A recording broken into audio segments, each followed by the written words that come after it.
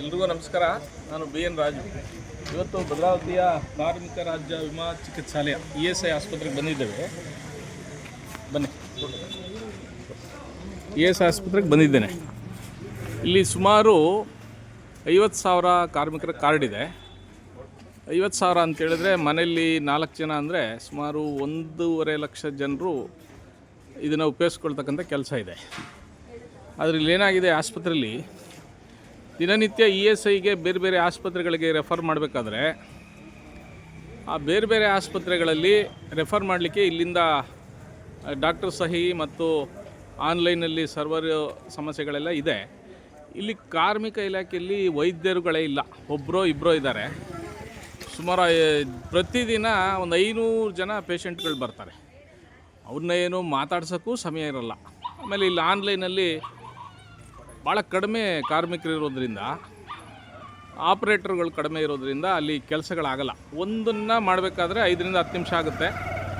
ಹಾಗಾಗಿ ಮ್ಯಾಕ್ಸು, ಮಣಿಪಾಲು ಈ ಕಡೆ ಎಲ್ಲ ಇವರು ESI ರೆಫರ್ ಕಾರ್ಡ್ ತೊಗೊಳ್ಳಿಕ್ಕೆ ದಿನಗಟ್ಟಲೆ ಲೈನಲ್ಲಿ ನಿಂತ್ಕೋಬೇಕಾಗುತ್ತೆ.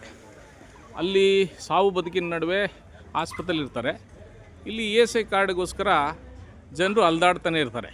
ಈ ESI ಆಸ್ಪತ್ರೆ ಯಾರಿಗೆ ಕೊಡ್ತಾ ಇದ್ದೀರಂದರೆ, ತೀರಾ ಕಠಿಣ ಶ್ರಮ ವಹಿಸಿರ್ತಕ್ಕಂಥ ಕಾರ್ಮಿಕರು, ಅದು VISL, MPM ಮತ್ತು ಇತರೆ ಕಾರ್ಖಾನೆಗಳಲ್ಲಿ ಕೆಲಸ ಮಾಡ್ತಕ್ಕಂಥ ಅತ್ಯಂತ ಕಠಿಣ ಕೆಲಸದ ಕಾರ್ಮಿಕರಿಗೆ ಈ ಸೌಲಭ್ಯ ಸರ್ಕಾರ ಮಾಡುತ್ತೆ.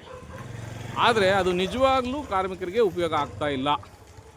ಇಲ್ಲಿ ಸ್ವಲ್ಪ ರಾಜ್ಯ ಸರ್ಕಾರ ಮತ್ತು ಕೇಂದ್ರ ಸರ್ಕಾರಗಳು ಸಿಬ್ಬಂದಿಗಳ ಕೊರತೆಯನ್ನು ಮತ್ತು ಡಾಕ್ಟರ್ ಕೊರತೆಯನ್ನು ಹಾಗೆಯೇ ಸರ್ವರ್ ಕೊರತೆಗಳನ್ನ ಮಾಡಿದ್ರೆ ಹೆಚ್ಚು ಅನುಕೂಲ ಆಗುತ್ತೆ. ಈ ಆಸ್ಪತ್ರೆಯಲ್ಲಿ ಸರಿಯಾಗಿ ಔಷಧಿಗಳೇ ಬರ್ತಾ ಇಲ್ಲ. ಅದ್ರ ಜೊತೆ ಸಾರ್ವಜನಿಕರಂತೂ ಅತ್ಯಂತ ಪರದಾಟದಲ್ಲಿ ಕಾರ್ಮಿಕರು ನಿಜವಾಗ್ಲೂ ದುಡಿದು ತಿಂತಕ್ಕಂಥ, ಏನು ಬೆವರನ್ನು ಸುರಿಸಿ ತಿಂತಕ್ಕಂಥ ಕಾರ್ಮಿಕರಿಗೆ ತುಂಬ ಸಮಸ್ಯೆ ಆಗ್ತಾಯಿದೆ. ಈ ವಿಚಾರದಲ್ಲಿ ಮಾನ್ಯ ಮುಖ್ಯಮಂತ್ರಿಗಳು, ಮಾನ್ಯ ಕಾರ್ಮಿಕ ಸಚಿವರು, ಜಿಲ್ಲೆಯ ಎಲ್ಲ ಶಾಸಕರು, ಜಿಲ್ಲಾ ಸಂಸದರು, ಜಿಲ್ಲಾ ಮಂತ್ರಿಗಳು ಸ್ವಲ್ಪ ಆಸಕ್ತಿ ವಹಿಸಿ ಇವ್ರ ಬಗ್ಗೆ ಹೆಚ್ಚಿನ ಕಾಳಜಿ ವಹಿಸಿದ್ರೆ ಭದ್ರಾವತಿ ಇರ್ಬೋದು, ರಾಜ್ಯದ ಎಲ್ಲೇ ಕಡೆ ESI ಆಸ್ಪತ್ರೆಗಳಲ್ಲಿ ನಿಜವಾದ ಕಾರ್ಮಿಕರ ಕೆಲಸ ಮಾಡೋದ್ರಿಂದ, ಅವರೆಲ್ಲರೂ ಕೂಡ ಶ್ರಮಪಟ್ಟು ರಕ್ತ ಬೆವರು ಸುರಿಸಿ ಕೆಲಸ ಮಾಡೋದ್ರಿಂದ ಅವ್ರ ಕುಟುಂಬಗಳಿಗೆ ಅನೇಕ ಸಂಕಷ್ಟ ಕಾಯಿಲೆಗಳು ಬರೋದ್ರಿಂದ, ಆ ಕಾಯಿಲೆಗಳಿಗೋಸ್ಕರ ಆಸ್ಪತ್ರೆಗೆ ಬಂದು ಅವ್ರು ದುಡ್ದಿರ್ತಕ್ಕಂಥ ದುಡ್ಡಲ್ಲಿ ESI ಆಸ್ಪತ್ರೆನೇ ಸರಿಯಿಲ್ಲ ಅಂತೇಳಿದ್ರೆ ಇದು ಮಾನವ ಹಕ್ಕುಗಳ ಉಲ್ಲಂಘನೆ ಆಗಿರುತ್ತದೆ. ಹಾಗಾಗಿ ತಕ್ಷಣ ಭದ್ರಾವತಿಯ ESI ಆಸ್ಪತ್ರೆಗೆ ಹೆಚ್ಚಿನ ಆಪ್ರೇಟರ್ಗಳು, ಡಾಕ್ಟರ್ಸ್ಗಳು ಮತ್ತು ಔಷಧಿಗಳನ್ನು ನೀಡಬೇಕು.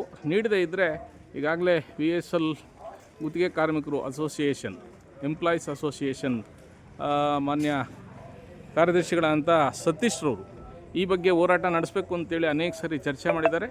ಈಗಲೂ ಕೂಡ ಮಾನ್ಯ ಮುಖ್ಯಮಂತ್ರಿಗಳಿಗೆ, ಮಾನ್ಯ ಕಾರ್ಮಿಕ ಸಚಿವರಿಗೆ, ಸ್ಥಳೀಯ ಶಾಸಕರಿಗೆ ಮನವಿ ಅರ್ಪಿಸಲಿಕ್ಕೆ ತೀರ್ಮಾನ ಮಾಡಿದ್ದಾರೆ. ಹಾಗಾಗಿ ಮಾನ್ಯ ಮುಖ್ಯಮಂತ್ರಿಗಳು, ಮಾನ್ಯ ಕಾರ್ಮಿಕ ಸಚಿವರು, ಮಾನ್ಯ ಆರೋಗ್ಯ ಸಚಿವರು ತಾವು ತುರ್ತಾಗಿ ಭದ್ರಾವತಿಯ ESI ಆಸ್ಪತ್ರೆಗೆ ಸಿಬ್ಬಂದಿಗಳನ್ನ, ಆಪ್ರೇಟರ್ಗಳನ್ನ, ಡಾಕ್ಟರ್ಸ್ಗಳನ್ನ ಮತ್ತು ಔಷಧಿಗಳನ್ನ ಕೊಡಬೇಕು ಅಂತೇಳಿ ಈ ಮೂಲಕ ನಾನು ಮಾನವ ಹಕ್ಕುಗಳ ಹೋರಾಟ ಸಮಿತಿಯಿಂದ ಒತ್ತಾಯ ಮಾಡ್ತಾ ಇದ್ದೇನೆ. ಎಲ್ರಿಗೂ ನಮಸ್ಕಾರ.